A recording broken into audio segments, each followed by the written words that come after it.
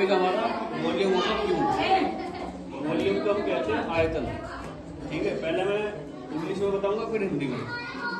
It is the amount of space occupied by any solid और 3D shape.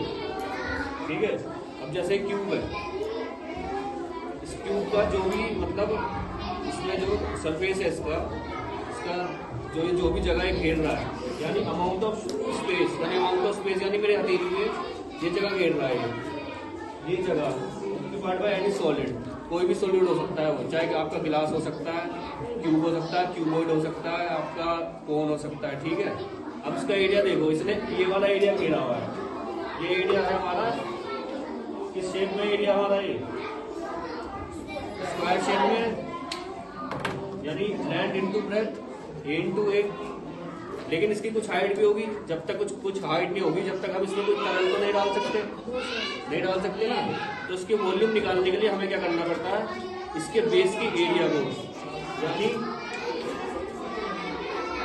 ए square, इसका base का area क्या है? ए स्क्वायर इंटू इसकी जो डेप्थ है हाइट। तो ऐसे होता है area of base into height. ये हमारी बेस है ना, एरिया ऑफ बेस को अगर हम हाइट से मल्टीप्लाई कर देंगे तो हमारा वॉल्यूम क्यूब आ जाएगा।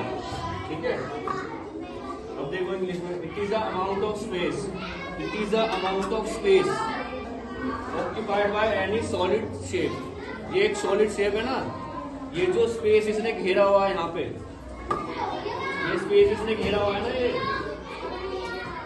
इसके अंदर का एक तो इसने इस पे ब्लैक बोर्ड को घेरा हुआ है, आपके व्हाइट बोर्ड पे, और एक इसने यहाँ पे इसकी हाइट पे भी तो कुछ घेरा हुआ है, इसकी हाइट पे भी तो कुछ घेरा हुआ है ना।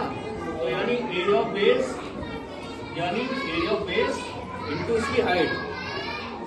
ये क्या हो गया? एरिया ऑफ बेस हमारा ए स्क्वायर हो गया, इंटू हाइट क्या हो गई हमारी ए, क्योंकि हमारी चारों भुजाएं इसकी सेम होती है ना। तो ये क्या हो गया? ए क्यूब हो गया हमारा, A square into A cube, volume of a cube. ठीक है, समझ में? ठीक है।